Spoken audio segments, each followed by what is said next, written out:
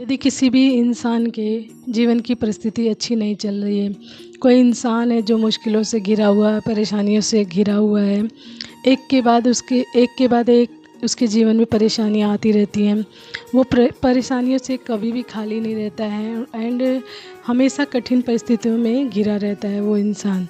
तो यदि ऐसे इंसान की ऐसी परिस्थिति में यदि आप किसी भी तरीके से मजाक उड़ाते हैं, उसकी किसी भी परिस्थिति का मजाक उड़ाते हैं, उसके किसी भी सिचुएशन का मजाक उड़ाते हैं, उसकी लाइफ का मजाक उड़ाते हैं एंड उसको बार बार किसी बात के लिए ट्रिगर करते हैं, ह्यूमिलिएट करते हैं, परेशान करते हैं, टॉन्ट करते हैं, या किसी भी तरीके से आप उसको मतलब मेंटली प्रेशराइज करते हैं, परेशान करते हैं, तो ये मैसेज आपके लिए है। ओके, ये मैसेज आपके लिए है कि that's none of your business, कि किसी की लाइफ में क्या चल रहा है, आपको उसकी लाइफ में दखल देना चाहिए या नहीं देना चाहिए।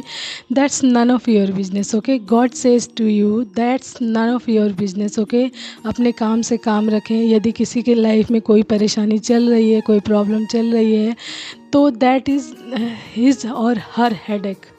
ओके, ये उसकी प्रॉब्लम है, वो उसकी कठिनाइयाँ हैं, वो उसकी परिस्थितियाँ हैं, वो उसकी प्रॉब्लम्स है। Why are you interrupting in his or her life? Okay, why are you, who are you? आप कौन हैं जो उसकी लाइफ में इंटरप्ट कर रहे हैं, उसे टॉन्ट कर रहे हैं, उसे उसके सिचुएशन का मजाक उड़ा रहे हैं, उसकी कठिन परिस्थितियों का मजाक उड़ा रहे हैं एंड उसकी प्रॉब्लम में उसका साथ देने के बजाय उसके प्रॉब्लम्स को और ज़्यादा बढ़ा रहे हैं, उसकी लाइफ की परेशानियों में मजाक उड़ा कर। ओके, तो आपको ऐसा नहीं करना है, क्योंकि आपको रियली यू डोंट नो कि what's God plan for the person. Okay, तो उस इंसान के लिए भगवान का क्या प्लान है, क्या प्रोसीजर है, क्या चीज़ ईश्वर ने उसके लिए तैयार की है, क्यों उसको परेशानियों में डाला है, क्यों उसको कठिनाइयों में डाला है, क्यों उसकी जीवन की परिस्थितियाँ विकट हैं, क्यों वो परेशानियों से हर वक्त घिरा रहता है, उसकी परेशानियाँ ख़त्म नहीं होती हैं।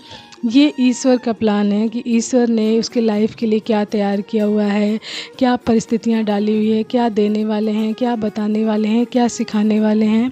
ये ईश्वर का प्लान है उसके लिए। तो अगर आप उसकी हेल्प नहीं कर सकते हैं किसी भी तरीके से, तो आपको उसकी लाइफ में इंटरप्ट करने का, दखल देने का कोई हक नहीं बनता है। Ishwar says to you directly and कि आपको कोई हक नहीं बनता है कि आप किसी की लाइफ में दखल दें। ठीक है, अगर आप किसी की मदद नहीं कर सकते हैं तो stay away from the person. Okay, उससे दूर रहें, उसकी लाइफ को चलने दें, वो अपनी लाइफ को हैंडल करेगा, ईश्वर हैंडल करेंगे।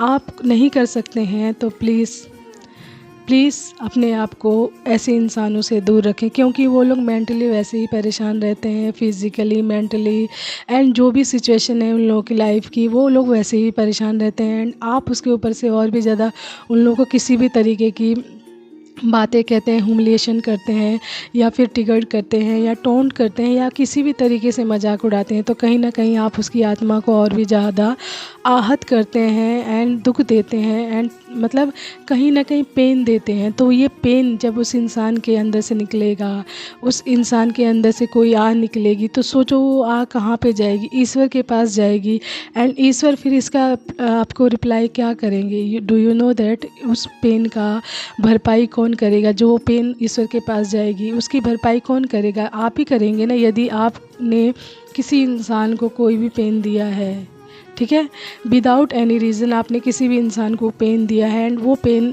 जब ईश्वर के पास पहुंचेगा तो ईश्वर रिटर्न बैक वो पेन आपको ही करेंगे।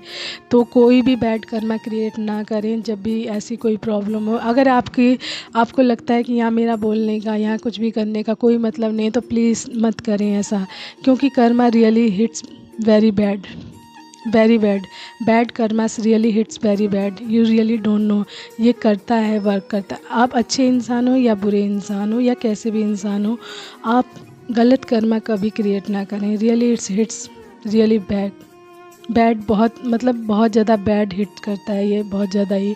गलत कर्मा कभी ना करें।